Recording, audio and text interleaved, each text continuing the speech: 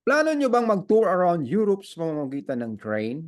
Well, ito na ang tamang video na pinapanood nyo dahil si-share ko dito sa inyo kung paano ito gagawin, magkano at isang short walkthrough para makita natin ng overview kung paano po gamitin ng application. Ito na rin ay base sa aking karanasan mga kaibigan. Last December 24th hanggang January 1, 2024, ako po ay nag-tour kasama ang aking asawa. We were able to visit 6 countries in Europe. At ang masasabi ko po, maganda, comfortable, and affordable. Mga kaibigan, meron lamang po ako mga ilang bagay na i-consider natin at tandaan nyo po. Una na, dapat mag-download tayo ng Rail Planner mula sa Apple Store or di kaya sa Play Store. Rail Planner. Okay. Pangalawa, kung kayo po ay non-European traveler, dapat meron kayong valid passport. Kung ikaw naman po ay resident dito sa Europa, dapat may valid ID ka. At ang tawag ng pass mo ay Interrail Pass. Doon sa mga non-European traveler, ang tawag sa pass ay Eurail Global Pass. Ang prices po ay parehas lang po yun. Okay, para maintindihan natin ng lubos, okay, isi-share ko dito sa inyo yung website ng Eurail. Okay. At doon makikita natin kung paano at ano ang dapat nyong gawin. Plus, isi-share ko sa inyo yung experience ko mismo para mas mabilis natin maintindihan. Okay. Alright, ito po yung website ng urail.com. At dito po ay makikita natin ang 4 na simple steps kung paano nyo gagawin ang tour na ito. Again, yung tour na ito ay guided tayo ng Rail Planner application. Okay. Mobile Pass sa ibang salita or Global Pass. Okay. So yung na-download nyo na Rail Planner ay makikita nyo ang ilang mga steps na narito. At i-explain ko isa-isa para kung buksan nyo ang Rail Planner ay masusundan nyo ng mas mabilis. Dahil nang ginamit ko to first time, medyo hindi ko gamay. Dahil first time namin to ginamit. Pero dahil na-experience ko na, mas madali ko i-share sa inyo kung ano ang dapat nyong gawin. Una, plan your route. Okay. Sa step na to mga kaibigan, doon sa rail planner nyo ay makikita nyo yung from and to. Saan ka mag-uumpisa at saang bansa ka pupunta. Okay. At doon din sa app na yon ay makikita nyo yung oras ng biyahe ng train. Mamimili ka anong oras mo gusto umalis. Okay. So, yun po ang plan your route na dapat nyo ilagay ang details doon sa application na yon. Given naman lahat, i-click mo lang, mamimili ka lang. Okay. So, dito sa pangalawang step, find your pass. Dito sa step na ito mga kaibigan, mayroon pong package ito. Okay. May package na 4 days, 7 days, 10 days, 15 days, and so on and so forth. At dito rin ay ipapakita ko dito sa inyo kung magkano ang bawat package. Okay. Ang ikatlong step po dito, reserve your seats. Napaka-importante po ito dahil naabutin ka ng magdamag. Bakit? Depende sa country na pupuntahan nyo, yung distance nila. Okay, meron kami mga biyahe na 3 hours, more than 3 hours, merong 6 hours, mayroon namang 12 hours. So, reserve your seats. Gawin nyo ito, planuhin nyo ito in advance. Okay. Sa areang ito, sakali doon sa application na gamit nyo, kasi makikita naman nyo doon yung notification na kailangan mag-reserve ka ng seat. Sasabihin doon, sa oras na pinili nyo sa biyahe, kung gagabihin kayo at gagamit kayo ng speed train, kung yun ang masakyan nyo, kailangan mag-reserve kayo ng upuan.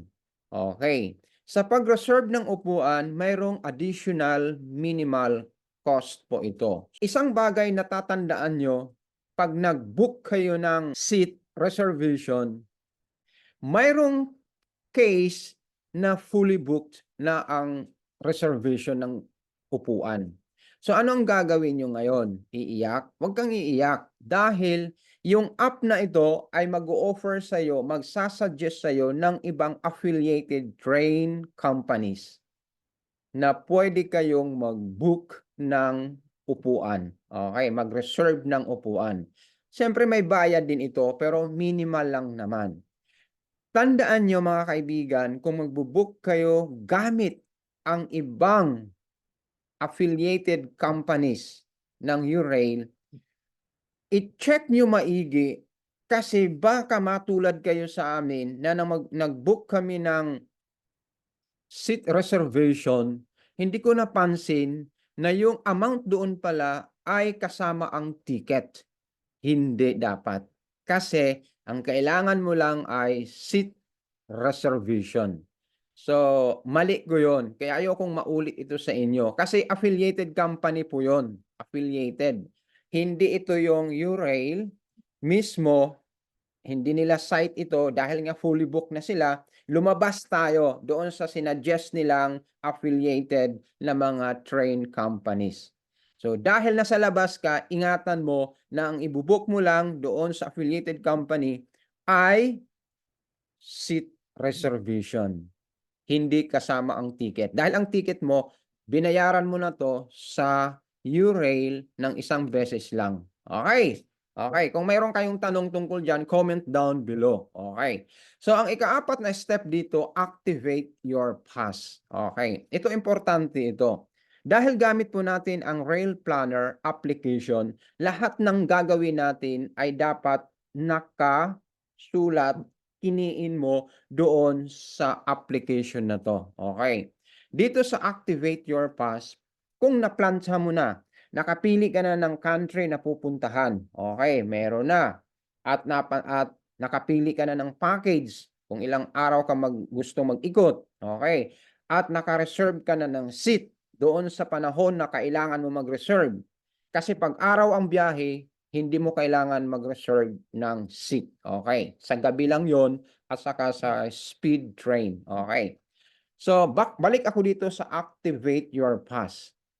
Kung ayos na yung tatlong steps mo, dapat i-click mo ang button doon sa application para ma-activate mo yung pass mo. Ang pass na sinasabi ko, ito yung global pass or sa ibang salita, ticket mo. Okay. Pag inactivate mo yon, lalabas ang QR code. Na ang QR code na ito yung gagamitin mo para ipakita doon sa inspector. Okay, dapat updated siya lagi. Lahat ng napili inyong countries dito sa Europe na pupuntahan, i-marka nyo na doon sa application yung pagkasunod-sunod. Okay, ipakita ko dito sa inyo yung plan your route. Okay, click ko lang ito start planning. Kung ano ang magiging itsura nito doon sa Rail Planner application na ginagamit natin. Ito. So, ang itsura lang naman yon ay ganito. Sa Rail Planner, plan your trip. Yung binabanggit ko kanina, enter destination. Saan ka ba pupunta? Start date, nandoon din to, i-click mo lang. End date, okay. Then, who's traveling? Ilan ba kayong magta-travel? Kung pamilya kayo, may ano namang i-click lang doon. 1, 2, 3, 4. Okay na yon. So, yun po ang itsura niya ng plan your road. Okay. Balik tayo dito sa ikalawang step. Pakita ko sa inyo. Find your pass. Sa areang ito, ay papakita ko dito sa inyo yung mga number of days na pipiliin nyo. Siyempre, according to your budget. Okay. At ipapakita ko rin dito yung prices kung magkano ang babayaran nyo. Okay. Tara. Okay, puntahan natin yung Global Pass. Okay. Huwag tayo malito ha. Ang Global Pass, URail, parehas lang yan. Pass, ticket, yan lang pong ibig sabihin yan. Kaya naman to Global Pass kasi global. O ibig sabihin, marami kang pupuntahan at buong mundo pwede gumamit nito. Okay, ito na. Our global passes, mga kaibigan, ito. walang kukurap kasi dito po makikita nyo na kung pasok ba 'to sa budget nyo. Okay. So, dito sa bandang kaliwa, travelers, youth, adult, child, and senior. Okay, mga senior. Okay. Yung child ages po ay 4 to 11, free po sila. Kaya masarap magbiyahe kung may kasama kang ganitong anak kasi free lang ang kanilang biyahe po. Okay, may category po dyan at i-click nyo lang yung positive, yung plus, plus, plus nito kung ilan po kayo. Okay. Okay, number 1 po ay merong 4 days within 1 month. Ang ibig sabihin nito ay 4 na araw valid ang ticket mo, ang global pass mo sa loob ng 1 buwan. Mayroon silang 5 days within 1 month. Same principle po mga kaibigan. Okay, ang price pala dito sa 4 days, $215. Okay, dito naman sa 5 days, $248 po. Sa 7 days po, ito yung popular within 1 month. Same principle. Valid ng 7 days sa loob ng 1 buwan. Hindi mo kailangan idiretso ng 1 week ang iyong tour. Pwede mo installment ito na biyahe. 3 araw ngayon, sunod na araw 3 or basta makabuo ka ng 7 sa loob ng 1 buwan. Ito po yung best seller nila. 10 days within 2 months. Ito yung package na kinuha namin. Okay, mas mura nga dito eh. 351 lang. Yung amin ay 421 Swiss francs. Pero dito sa website nila ay mura. 351 US dollars. Itong 10 days within 2 months, same principle. 10 araw kang valid mag-tour around Europe sa mga countries na gusto nyong puntahan. At valid siya sa loob ng 2 buwan. Okay. So, best seller po yan. Okay. Between 7 and 10 days, tingin ko magandang offer po ito ng Eurail para sa ating mga first-timer. So, mayroong 15 days within 2 months, mayroon 432, mayroon naman silang continuous passes. Ito yung 15 days in a row.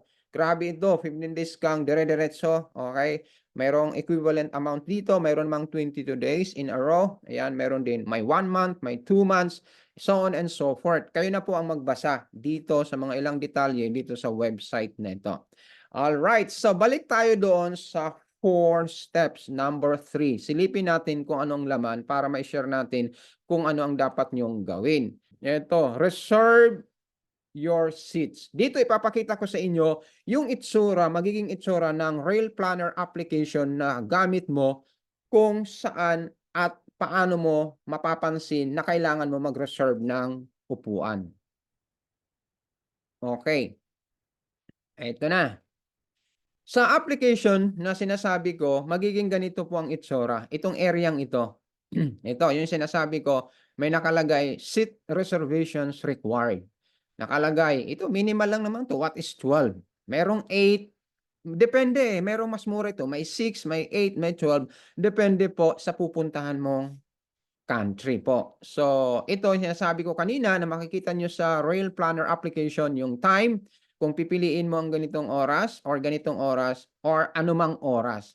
So, mayroon din ditong nakalagay included na ang upuan. Pero kung required ang seat, ito talagang makikita nyo orange ang kulay niya. Pag dito mga kaibigan, pag clinic mo ito sa application na to, halimbawa ito, seat reservation required, mayroong drop down doon, drop down wherein you can click. Pag clinic mo, dadalhin kayo sa isang window na magsasabi kung papaano nyo to gagawin. Natandaan nyo yung sinabi ko kanina? Doon sa Rail Planner application, may sarili itong site. Ito yung site nila. Okay. So, pag nakita nyo yung fully book, magsasuggest sila ng ibang train companies. Okay. Ito. Halimbawa sa baba, our partners include. Ito yung sinasabi ko mga kaibigan, kung doon sa Eurail Planner, fully booked po ang upuan nila. Huwag iiyak dahil meron silang partners na pwede nyong pagpilian. Ito yung DB, Ito yung Deutsche Bahn, ito yung German train. Mayroong SBB kasi ang bigkas nito, pero sa atin SBB, ito po yung Switzerland trains, okay. At iba pang mga trains, ito yung Trenitalia, yan, siyempre Italian train, at iba pa pong mga trains na affiliated or partners ng program na ito. Halimbawa, Deutsche Bahn kayo mag-book, ilalabas niya yung window nito kung papaano nyo gagawin ang reservation. Okay. Mga kaibigan ko, merong nga tanong dito kasi dito ito yung medyo mayroong tanong lagi sa tingin ko. Kasi lalabas ka doon sa URail application, 'di ba? Pupunta ka sa ibang window nito at labas ito doon sa mas madaling gawin, 'di ba? So iba ito, iba. So ito yung medyo mayroong tanong, pero katulad ng sabi ko, relax lang kasi dapat masundan mo ito kaysa naman wala kang upuan. Okay. So, yun lang naman po ang laman niyan at balik tayo uli doon sa basic steps. Ito na. Activate your past. Tingnan natin kung anong pwedeng makita nyo rito. Okay. Okay. Dito sa areang ito, maganda. Dahil yung website na ito ng URail ay meron silang how to set up your mobile pass. Okay. Explain ko lang to. Mga kaibigan, bakit mobile pass? Kasi gamit mo ang phone mo. Mayroon kasing paper pass, which is old school, di ba? Lahat tayo gumagamit ng cellphone, di ba? So, mas mainam na naka-cellphone ka. Kasi, mas madali ang execution lahat ng bagay. Okay, mas madali siya gawin. Pakita ko kung anong itsura nito sa pag na-download nyo na. Ito po ang magiging itsura niya. Paano ko ba ituturo to?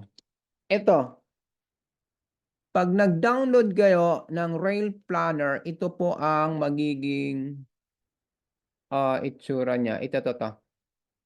Yan po. So, ganun lang kasimple yan. Madali siya i-download. Okay. To activate your pass, panoorin nyo po ang video ito. Kasi dito nila ituturo. Bagamat nabanggit ko na sa inyo kung paano gawin, pero mas maganda kung mapapanood nyo yung kanilang walkthrough nito.